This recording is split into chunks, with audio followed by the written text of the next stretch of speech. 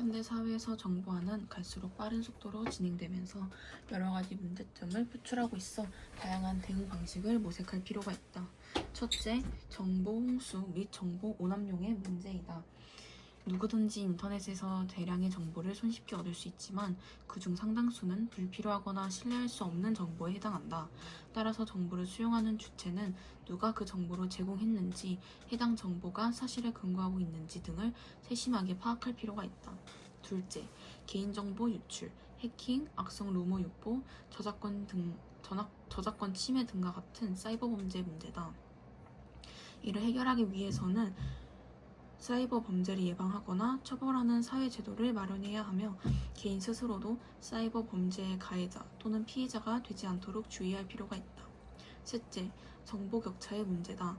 현실적으로 특정 계층이나 집단만이 가치 있는 중요한 정보에 접근하고 활용하는 경향이 나타난다.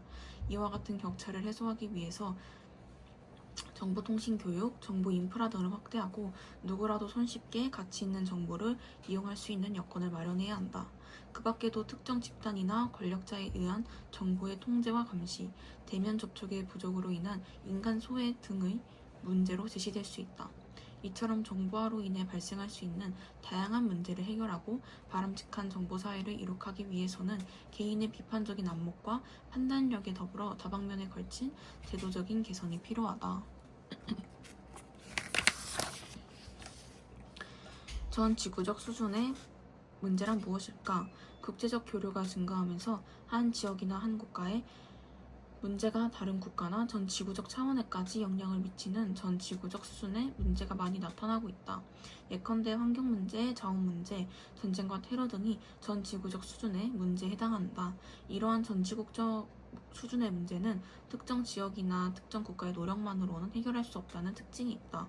전 지구적 수준의 문제는 지형, 기후 등 자연환경의 변화와 같이 자연적 원인에서 비롯된 것도 있지만 자원 고갈, 환경오염, 집단 간 갈등 등과 같이 인간으로부터 비롯된 문제도 많다. 과학기술이 발전함에 따라 물질적으로는 풍요로워졌지만 환경 및 자원 문제는 심화되고 있다. 먼저 자연환경이 오염되면서 깨끗한 공기와 물을 사용하기 어려운 지역이 나타나고 있다. 또 화석연료의 남용으로 지구온난화가 가속화되면서 해 수면이 상승하여 육지 면적이 줄어들고 가뭄이 지속되는 지역에서 사막화가 진행되는 등 기후변화로 인한 다양한 문제가 나타나고 있다. 자원 문제 역시 인류 전체의 생존과 연관된 문제다. 자원은 현재 세대뿐만 아니라 미래 세대를 위해서도 소중하게 사용되어야 한다. 하지만 인류가 산업화를 추구하는 과정에서 무분별하게 자원을 사용한 결과 일부 자원들은 머지않아 고갈될 것으로 예측되고 있다. 또 식량이나 물 자원을 둘러싼 국제 분쟁처럼 자원 부족 및 고갈은 국제 간의 갈등을 초래하는 요인으로 작용하기도 한다. 전쟁은 서로 대립하는 국가들이나 이에 준하는 집단들이 군사력을 사용해서 상대의 의지를 강제하려 하는 행위나 상태를 의미한다. 전쟁은 인명과 재산에 참혹한 피해를 입히고 많은 사람에게 상처와 아픔을 남긴다. 테러가 발생하는 경우도 잦아지고 있다. 테러는 특정 목적을 가진 집단이나 조직이 살인, 납치 등의 폭력을 써서 상대편을 위협하거나 공포에 빠뜨리는 행위를 의미한다. 특히 민간인을 대상으로 자행하는 테러는 인류 전체를 위협하는 범죄 행위로 인식되고 있다. 전쟁과 테러는 민족 간의 대립, 이념 갈등, 종교 갈등, 이해관계 충돌 등으로 인해 발생한다. 전쟁과 테러로 인한 피해는 특정 지역에 국한되지 않고 전 세계로 파급될 수 있다. 그리고 인간의 존엄성, 평화와 같은 인류 공통의 가치를 근본적으로 저해하는 결과를 가져오기 때문에 전쟁과 테러를 방지하기 위한 인류 공동의 노력이 필요하다. 전 지구적 수준의 문제에 대응하는 데 있어서 지속 가능한 사회가 중요한 기준이 되고 있다. 지속 가능한 사회란 지속 가능성에 기초하여 경제 성장, 사회의 안정과 통합, 환경의 보전이 균형을 이루는 사회를 의미한다.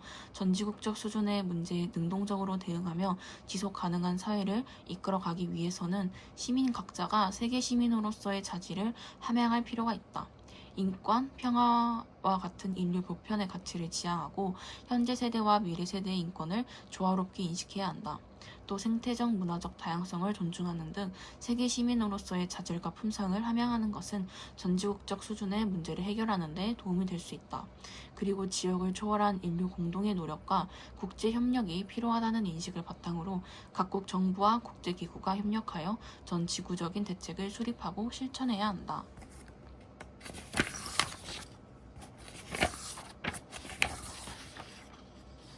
사회 문화 현상의 의미는 무엇일까? 인간은 하늘의 별을 보면서 그 움직임을 관찰하여 이름을 붙여 짓기도 하고 별을 소재로 하여 영화를 만들기도 한다. 별의 위치나 운행은 인간의 의지와 무관한 자연현상이지만 별의 이름을 지어 붙이거나 영화를 제작하는 것은 인간의 의지나 가치가 반영된 현상이다. 이처럼 사람들이 사회적 관계를 맺고 사회적 상호작용을 한 결과로 나타나는 인간의 모든 사회활동 및 이와 관련된 현상을 사회문화현상이라고 한다. 사회문화현상은 인간의 의지, 가치, 신념, 감정 등이 반영되어 일어난다는 점에서 자연현상과는 구별된다. 사회문화 현상은 어떤 특징을 가지고 있을까?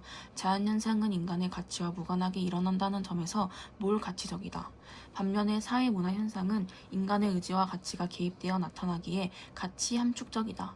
오랫동안 비가 내리지 않는 것은 몰가치적인 자연현상이지만 가뭄을 대비하기 위하여 댐 건설을 논의하는 것은 가치 함축적인 사회문화 현상이다. 자연현상은 같은 조건에서 특정한 현상이 대부분 나타난다는 점에서 보편성이 강하다. 사회문화현상은 보편성을 띠기도 하지만 시대나 사회적 상황에 따라서 특수성을 띠기도 한다. 자연 상태의 물은 시간과 공간에 상관없이 위에서 아래로 흐른다는 점에서 보편성을 띈다.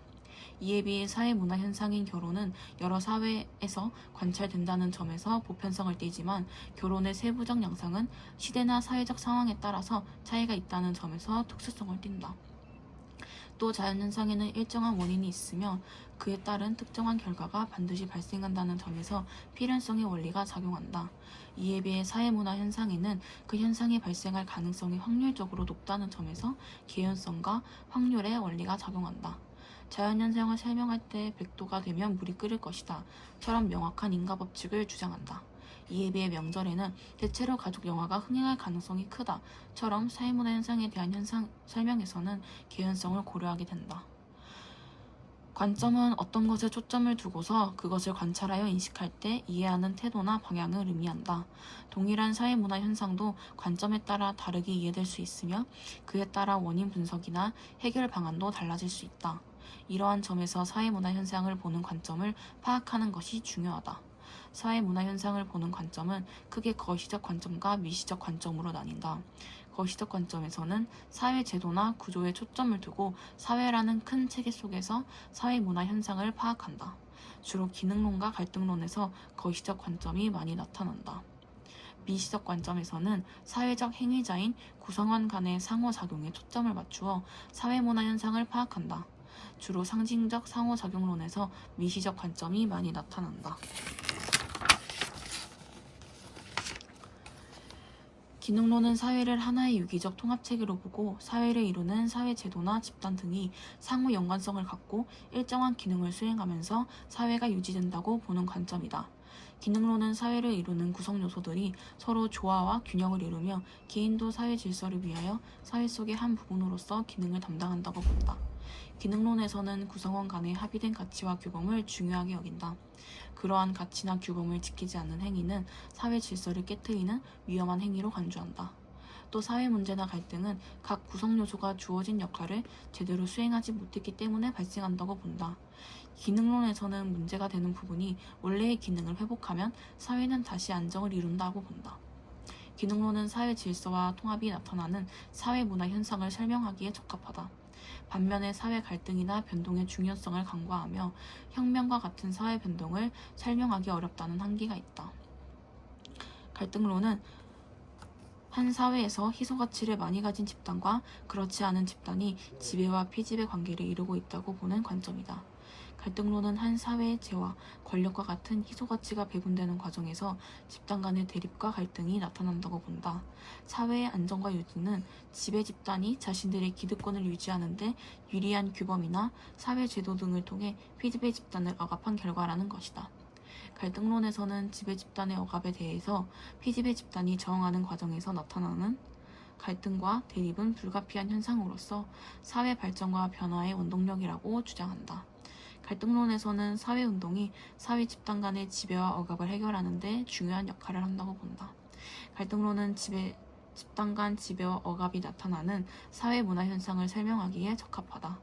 그러나 사회 구성 요소가 조화와 균형을 이루면서 사회가 안정적으로 유지되는 상황을 설명하기 어렵다는 한계가 있다.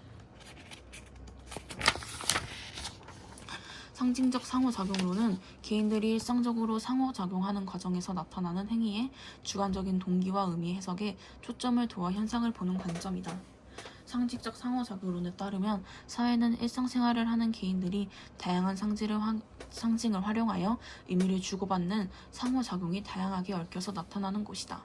상징은 사물이나 인간의 동작에 특정한 의미를 부여하여 공유하는 것으로 몸짓이나 기호, 언어, 문자, 옷차림 등 그 종류가 다양하다.